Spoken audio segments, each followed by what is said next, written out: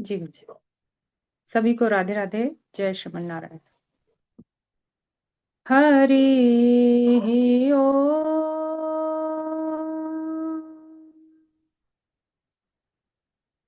अस्मत् गुरुभ्यो नमः। अस्मत् परमगुरुभ्यो नमः। अस्मत् सर्वगुरुभ्यो नमः।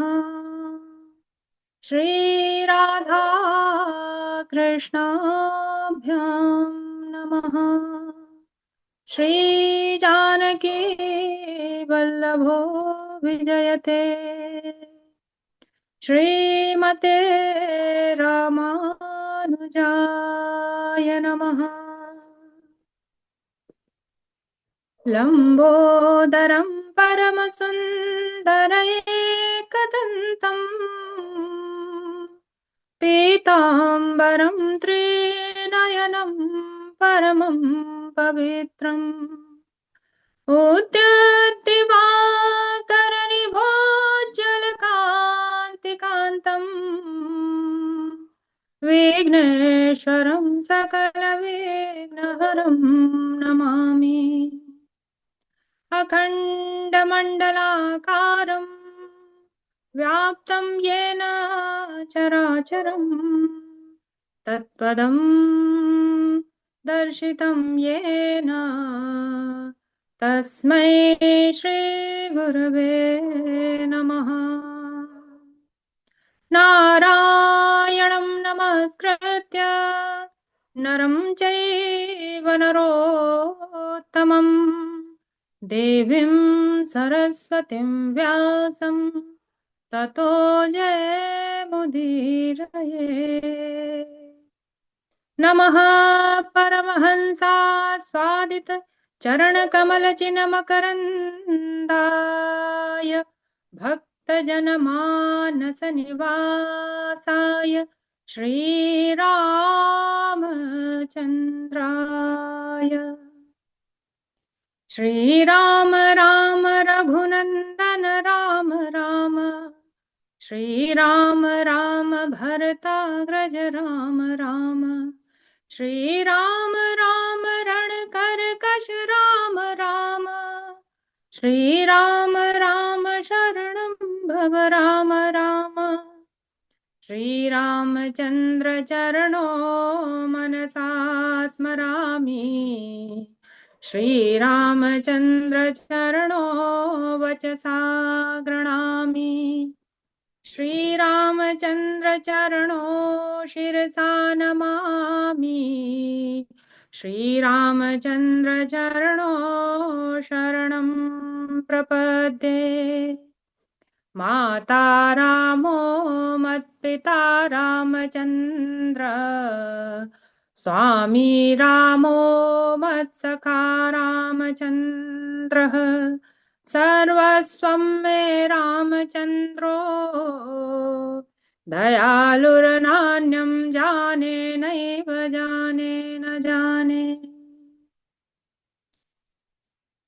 ध्याये नित्यं महेशं रजतगिरिनिभं चारुचन्द्रावतंसं रत्नाकल्पोज्ज्वलाङ्गं परशुमृगवराभीतिहस्तं प्रसन्नं पद्मासीनं समन्तास्तुतममरगणैर्व्याघ्रकृतिं वसानं विश्वाद्यं विश्वबीजं निखिलभयहरं पञ्चवक्त्रं त्रिनेत्रम् अञ्जनानन्दनं वीरं जानकी शोकनाशनं कपीशमक्षहन्तारं वन्दे लङ्का भयङ्करम्। मूकं करोति वाचालं पङ्गुं लङ्घयते गिरिं यत्कृपातमहं वन्दे परमानन्दमाधवम्। भक्त भक्ति भगवंत गुरु चतुर नाम बपुए इनके पद वंदन किए नासत विघ्न अनेक। बोलिए राघवेंद्र सरकार की जय।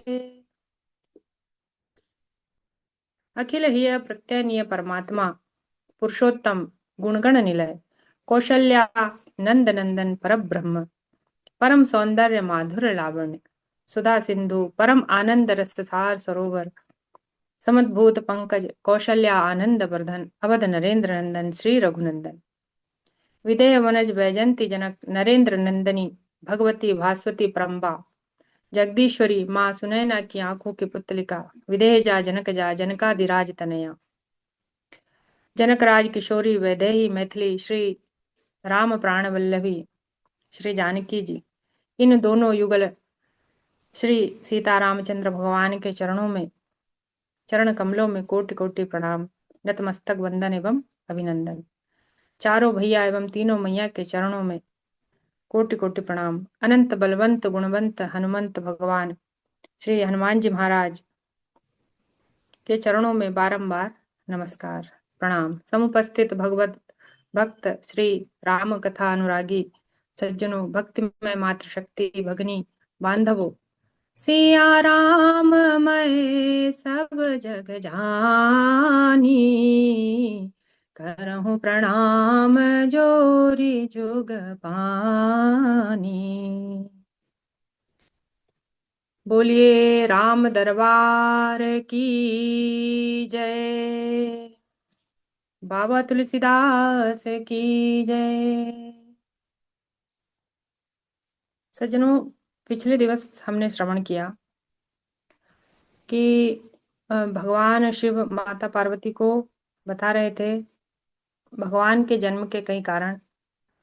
उसमें से उन्होंने एक कथा यह भी सुनाई थी कि किस तरीके से जो मनु और शत्रुपा थे, महाराज मनु और देवी शत्रुपा, उन्होंने कैसे कठिन तप करके, घोर तप करके, बहुत कठिन, अपने शरीर को पूरा सुखा लिया, केवल अस्थि मात्र रह गया था। इतने कई वर्षों तक उन्होंने तप किया और भगवान को प्रसन्न किया। जब भगवान प्रसन्न हो गए तो वर मांगने के लिए कहा। भगवान नारायण, मतलब जो भगवान राम अवतार लेंगे, भगवान राम ने उन्हें वर मांगने के लिए कहा। मनु और शत्रुपा ने भगवान के दर्शन किए तो वैसे ही वो तो प्रसन्न हो गए थे और वर मांगने में भी थोड़ा संकोच कर रहे थे कि कैसे वर मांगे। भगवान आप तो अंतर्यामी हैं, आप सब कुछ जानते हैं। पिछले दिवस हमने यहाँ तक श्रवण किया था। अब आगे की कथा हम श्रवण करेंगे। भगवान मनु और शत्रुपा के सामने आते हैं और उन्हें मनचाहा वर प्रदान कर रहे हैं।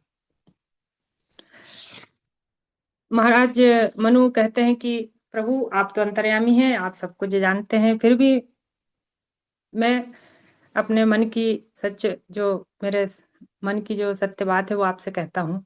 मैं आपके ही समान एक पुत्र चाहता हूँ। भगवान बोलते हैं कि मेरे समान तो दूसरा कोई नहीं है, मैं ही हूँ, मैं ही तुम्हारे घर में पुत्र के रूप में आऊंगा और मैं अकेला नहीं आऊंगा, मेरे साथ मेरे तीन अंश अवतार और आएंगे। और जो जगत की जो शक्ति है, माया, मेरी जो माया है, भगवान जगत जिससे चल रहा है, जो जगत की शक्ति है, देवी, वो भी शक्ति स्वरूपा, वे भी जन्म लेकर आएंगी मेरी शक्ति के रूप में। यहाँ तक हमने श्रवण किया था। अब मनु और शत्रुपा ने जब भगवान को वरदान दे दिया, भगवान ने कहा कि देखो, मैं मेरे अंशों के साथ जब आऊंगा तो उनकी जो कथाएं होंगी वो सब सुन के लोग मद मोह माया सबसे दूर हो जाएंगे, मतलब उनका कल्याण होगा। ऐसे लीलाएं करूंगा, मैं मनुष्य का रूप धारण कर कर ही आऊंगा, सामान्य रूप ही धारण करूंगा, लेकिन हमारा जो चरित्र है वो जो भी सुनेगा उसका कल्याण ही होगा। भगवान अपने भक्तों के लिए हमेशा कई रूप धारण करते हैं, कई लीलाएं करते हैं। मनु और शत्रुपा भी उनमें से एक ही हैं। उनकी खुशी के लिए भगवान का अवतार लेना यहाँ पर एक कारण है, ये भी जो माता पार्वती को भगवान शिव बता रहे हैं। अच्छा, मनु महाराज जी ने एक बात और कही, भगवान से एक प्रार्थना और करी उनके चरणों में कि हे प्रभु, जब आप मेरे यहाँ पर पुत्र रूप में आए तो मेरी आपके प्रति प्रीति एक पुत्र के रूप में ही हो। मैं आपसे पुत्रवत, मतलब जो पुत्र को प्रेम करता है एक पिता, वैसे ही प्रेम करूं। और आप भले ही दुनिया के लिए भगवान होंगे, पर मेरे लिए मेरे पुत्र के जैसे ही मैं आपसे प्रेम करूं। और जिस तरीके से मछली जल के बिना नहीं रहती, एक मणि का जो सांप और मणि का जो रिश्ता है, मतलब एक दूसरे का अस्तित्व है एक दूसरे से। भले ही मछली जल के बिना एक बार रह ले, सांप मणि के बिना रह ले, लेकिन मैं आपके बिना एक पल भी ना रहूं। आपका वियोग और मेरा अंत, अगर आपसे मुझे वियोग हुआ तो उसी क्षण मेरा अंत हो जाए, मेरे प्राण निकल जाए। तो इस तरीके की प्रार्थना मनु महाराज ने भगवान से की। भगवान ने उनके प्रति जो प्रेम देखा, बड़े प्रसन्न हुए और कहा कि तुम्हारा यह जो वरदान है मैं जरूर पूरा करूंगा। मेरा यह सत्य है, मैं यह सत्य कहता हूँ। 3 बार भगवान ने सत्य सत्य कहकर अंतर ध्यान हो गया। तीनों कालों में भगवान ने अपने प्राणों को सिद्ध किया है, मानो कि वे बताना चाह रहे हैं। तीनों प्राण कौन कौन से हैं? एक श्यामय नर वेश सवारे, हो हूँ प्रकट निकेत तुम्हारे। अंशन सहित देह धरिता, करियहु चरित भगत सुखदाता। आदि शक्ति जेहि जग उपजाया, सो अवतरहि मोरि यह माया। यह तीनों प्रण सत्य होंगे, भगवान ऐसे उन्हें बता रहे हैं। अब मनु और शत्रुपा भगवान का ध्यान करते हैं और भगवान उनसे कहते हैं कि तुम कुछ समय के लिए अब वहां पर अमरावती जो स्वर्ग है, आश्रम में ठहरने के बाद कुछ समय बाद तुम अमरावती, मतलब जब मोक्ष हो जाएगा उनका, तो स्वर्ग में जाकर वहां पर निवास करो, सुख उठाओ वहां पर। और फिर तुम्हारा जन्म, अगला जो जन्म होगा वो महाराज दशरथ और कौशल्या के रूप में दूसरा जन्म आपका होगा, तब मैं अंश अवतार में आपके यहाँ होगा। तो कथा एक ये थी जो भगवान के अवतार की थी। यहाँ पर अब भानु प्रताप का एक प्रकरण प्रारंभ होता है। भारद्वाज जी अब यहाँ पर जन्म की दूसरी कथा सुना रहे हैं।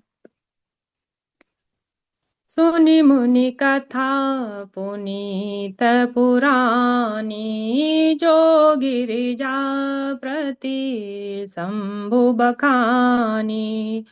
विश्व विदित एक के कई देसु, सत्य के तुतः बसई नरेसु।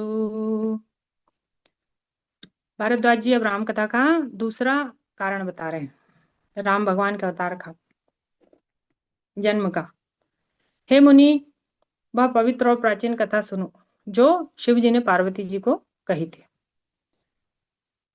संसार में एक प्रसिद्ध केकई नाम का देश है, केकई देश है। वहां पर सत्यकेतु नाम का एक राजा रहता था। वह बड़ा ही धर्मनिष्ठ था, धर्म धुरी को धारण करने वाला था और बहुत तेजस्वी प्रतापी था, सुशील था, बलवान था। उसके दो दो पुत्र थे। एक, वो भी बड़े उसके पिता के जैसे ही गुणवान थे, सब गुणों के भंडार थे वे। एक का नाम था प्रताप भानु और दूसरे का अरिमर्दन। उन दोनों पुत्रों में बड़ा प्रेम था आपस में। राजा सत्यकेतु ने अपने बड़े पुत्र ज्येष्ठ पुत्र को भानु प्रताप को सब राज्यपाट सौंप दिया और खुद वन को चला गया। भजन कीर्तन करने लगा और भगवान को प्राप्त कर लिया उन्होंने। अब राजा प्रताप भानु धर्म पूर्वक पूरे राज्य का पालन पोषण करने लगे। राज्य में पाप का लेश मात्र भी नहीं था। उसका जो सयाना मंत्री था जिसका नाम धर्मरुचि था, वह भी बड़ी नीति जानने वाला, जैसा उसका नाम था वैसे ही उसका काम भी था। नीति जानने में वह शुक्र के समान था। राजा बड़ा बलशाली था। उसने अपनी भुजाओं के बल से सातों दीपों को भस्म कर रखा था। वेद पुराणों में जहां जहां भी यज्ञ आदि के जो एक एक बार करने का जो नियम था, राजा ने वह सहस्त्र सहस्त्र बार करवा दिए थे। सब तरीके से वह प्रसन्न था। धन धान्य सब कुछ था उसके पास, प्रजा भी सब प्रसन्न थी। एक बार राजा प्रताप भानु एक घोड़े पर सवार होकर शिकार खेलने विंध्याचल के पर्वत पर चले गए। घना बहुत घना वन था, वहां पर चले गए। उन्होंने बहुत से हिरणों को वहां देखा घूमते फिरते, शिकार भी किया। लेकिन एक मायावी मतलब मायावी सुअर दिखा उन्हें एक। तो उसका पीछा करते करते वे अत्यंत घने जंगल में अंदर पहुंच गए। अब राजा को लौटने का कहीं साधन नहीं दिखाई दिया, क्योंकि वो घना जंगल था और वो जो सुअर था वो भी मायावी था, राक्षसी था। हम आगे देखेंगे इसमें। राजा दिन भर से भटक रहा था, शिकार कर रहा था, भूख प्यास से व्याकुल हो गया। जल की तलाश में वह इधर उधर ढूंढने लगा जल को। वन में फिरते हुए उसे एक आश्रम दिखा, जहां पर एक राजा कपटी मुनि का रूप धारण करके बैठा हुआ था। वह राजा था, वो राजा भी कौन था? जो प्रताप भानु से हारा हुआ। प्रताप भानु ने भी उसका पूरा राजपाट ले लिया था। तो छिप कर वह वहां पर मुनि का वेश धारण करके रह रहा था। इस राजा मतलब जो राजा मुनि का वेश धारण करता, वो राजा को भानु प्रताप ने ही उसका राजपाट छीन लिया था, हरा दिया था।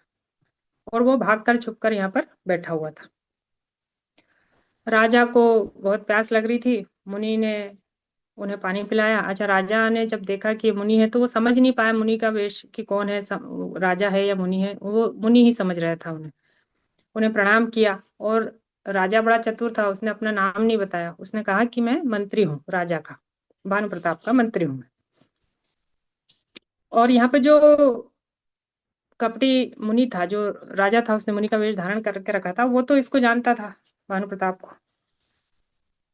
तो उसने कहा कि देखो राजा, इस समय रात्रि का समय है, तुम्हें जंगल से बाहर नहीं जाना चाहिए, सुबह होते ही चले जाना।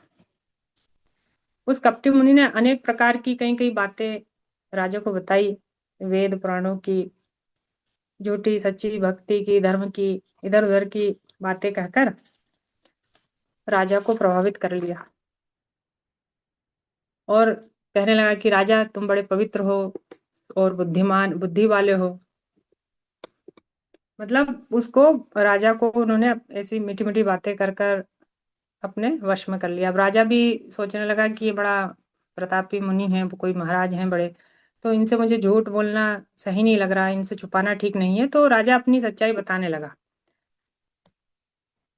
इधर उस कपटी मुनि ने देखा कि बता रहा, तो वहीं उन्होंने रोक दिया कि नहीं, मुझे सब कुछ पता है, मैं सब जानता हूँ। तुम राजा भानु प्रताप हो, अब तुम इतने अच्छे हो, भोले हो, बुद्धिमान हो, तो मैं भी तुम्हें अपनी सच्चाई बताता हूँ जो मैंने आज तक किसी को नहीं बताई। अब वो राजा जो था कपटी मुनि का वेश धारण करे हुए, वो बता रहा है कि मैं भी, मेरा नाम एक तनु है। जब से सृष्टि हुई तब से अभी तक मैं यहाँ पर हूँ, इसलिए मुझे सब कुछ पता है। वो भी बना रहा है झूठी सच्ची बातें। जब इस सृष्टि की उत्पत्ति हुई थी तब से मैं हूँ, इसलिए मेरा नाम एक तनु है। मैंने दूसरा देह धारण नहीं किया, इसलिए एक तनु का मतलब वही एक तन वाला, इसलिए मेरा नाम एक तनु है। मन में कोई आश्चर्य मत करो, राजा को बोल रहा है कि तब से सब कुछ सिद्ध हो जाता है, सब कुछ दुर्लभ है। कर्म धर्म इतिहास अनेका, करई निरूपण विरति विवेका। अदभव पालन प्रलय कहानी, कहे सी अमित आचरज बखानी। वह कपटी मुनि कर्म धर्म और अनेक प्रकार की कई इतिहास की बातें कहकर वैराग्य और ज्ञान का निरूपण करने लगा।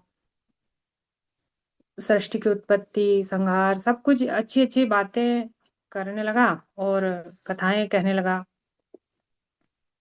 तो राजा ने जब उसके वचन सुने तो और प्रभावित हो गया और अपना नाम बताने लगा। तो पहले ही उसने मना कर दिया था कि कोई जरूरत नहीं, मैं सब कुछ जानता हूँ। अब राजा ने कहा कि आप तो बड़े प्रतापी हैं, तो मतलब अपनी मनोकामनाएं बोलने लगा। और जो वो मुनि था वो उसने कहा कि बोलो क्या चाहते हो तुम। अपनी सब बातें बताने लगा राजा कि मैं चाहता हूँ कि जब तक, प्रताप भानु ने बोला कि मेरा जो शरीर है वो वृद्धावस्था में ना हो, मृत्यु दुख से रहित हो जाए।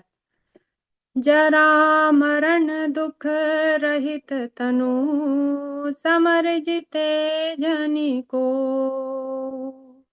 एक छत्र रिपुहीन मही, राज कलप सत हो।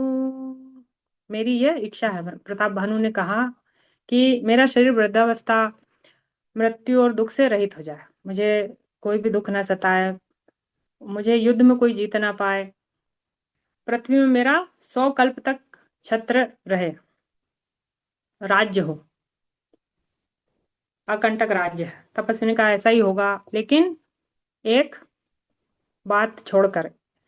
क्या है वो? कि एक जो ब्राह्मण कुल है उन्हें छोड़कर सब तुम्हारी बात मानेंगे, सब तुम्हारे वश में रहेंगे, लेकिन ब्राह्मण लोग को छोड़कर। तो राजा ने बोला कि वह किस प्रकार मेरे वश में होंगे, वह कैसे मेरी बात को मानेंगे, राजा लोगों को कैसे मैं प्रसन्न करूं, कैसे मेरी बात माने। अब यहाँ पर उसका कपट शुरू हो गया। उसने कहा कि तुम 1 वर्ष तक ब्राह्मणों को भोजन कराओ, और वो भी मेरे हाथ का बना हुआ भोजन। मैं भोजन बनाऊंगा, ये बात तुम किसी को बताना मत। भोजन मैं तैयार करूंगा और तुम उन ब्राह्मणों को आमंत्रण देना और उन्हें भोजन कराना। तो राजा मान गया, बोले ठीक है। यहाँ पर जब राजा सोने लगा रात्रि में, तो वो जो राक्षस, वो जो सुअर था, जो कालकेतु नाम का एक राक्षस था, वही कपट से राजा को वन में लेकर आया था। तो उसने ही राजा को रात्रि में नींद की अवस्था में ही महल पर पहुंचा दिया। वो उस तपस्वी जो कपटी तपस्वी था, उसका मित्र था वो कालकेतु। मायावी था वो, इसलिए उसके लिए सब कुछ संभव था, कोई सा भी रूप धारण कर लेता था। घोड़े सहित क्षण भर में उसने महाराज को महल पहुंचा दिया। जब उसने देखा और राजा सुबह जब उठा तो और प्रभावित हो गया। अच्छा, उसने कपटी मतलब जो मुनि का वेश धारण करा हुआ था, उसने राजा को पहले ही समझा दिया था कि इस रहस्य को किसी को मत बताना, ये तुम्हारे और मेरे बीच की बात है। और इस भ्रम को कोई जान भी नहीं पाया, भ्रम के कारण किसी कोई समझ भी नहीं पाया इस बात को, क्योंकि राजा ने किसी को बताया नहीं। और सभी को भोजन के लिए ब्राह्मणों को निमंत्रण दिया। और वो जो कालकेतु राक्षस था, उसने भोजन बनाया और भोजन में कई प्रकार के जानवरों का मांस मिला दिया, ब्राह्मणों का मांस मिला दिया, और ब्राह्मणों को भोजन के लिए बिठाया। और जब वह परोसने लगा तो आकाशवाणी हुई कि ब्राह्मणों, इस भोजन को मत करना, क्योंकि इसमें मांस मिला हुआ है। सब ब्राह्मण उठकर खड़े हो गए, सबको भयंकर क्रोध आया। ब्राह्मणों के मांस से बना हुआ है यह रसोई, ऐसी आकाशवाणी हुई। आकाशवाणी तो झूठी नहीं होती कभी भी। सब ब्राह्मण खड़े हो गए उठकर। राजा व्याकुल हो गया, उसके मुंह से कुछ नहीं निकल रहा था। ब्राह्मण बहुत क्रोध में हो गए और श्राप देने लगे उस राजा को। बोले विप्र सकोप तप नहीं कछु कीन विचार। बोले विप्र सक बोले विप्र सकोप तप नहीं कछु कीन विचार। जाई निशाचर हो नृप मूढ़ सहित परिवार। बोले विप्र सकोप तप नहीं कछु कीन विचार, कुछ भी विचार नहीं किया और श्राप दे दिया भयंकर कि जाओ पूरा परिवार सहित राजा तुम निशाचर हो जाओ, मतलब राक्षस के योनि में अब तुम्हारा पूरा परिवार जन्म लेगा, तुम्हारा पूरा वंश नष्ट हो जाएगा। कुछ भी विचार नहीं किया और बोल राजा को बुरा भला कहने लगा, अरे मूर्ख राजा, तू जाकर के राक्षस हो जाएगा परिवार सहित, 1 वर्ष के भीतर तेरा पूरा राजपाट नष्ट हो जाएगा, कोई भी नहीं रहेगा, कोई जल देने वाला भी नहीं रहेगा तुम्हारे कुल में। ऐसा श्राप दे दिया ब्राह्मणों ने। फिर पुनः आकाशवाणी हुई जब श्राप दे दिया उसके बाद कि आप सब ब्राह्मण बिना विचार किए इस राजा को श्राप मत दो, राजा का कोई दोष नहीं है। राजा व्याकुल होकर पृथ्वी पर गिर पड़ा। ब्राह्मण बोले, यद्यपि तुम्हारा दोष नहीं, पर ब्राह्मणों का श्राप अन्यथा नहीं होता, अब श्राप तो निकल गया, अन्यथा नहीं हो सकता। ऐसा कहकर ब्राह्मण चले गए। यहाँ ब्राह्मणों के श्राप देते ही जो कालकेतु राक्षस राक्षस था और वो जो कपटी मुनि था कई राजाओं के साथ इकट्ठा हुआ और भानु प्रताप के राज्य पर उसने चढ़ाई कर दी। उस युद्ध में राजा मारा गया, उसके कुल में कोई भी नहीं बचा, क्योंकि अब ब्राह्मणों ने तो श्राप दे ही दिया था।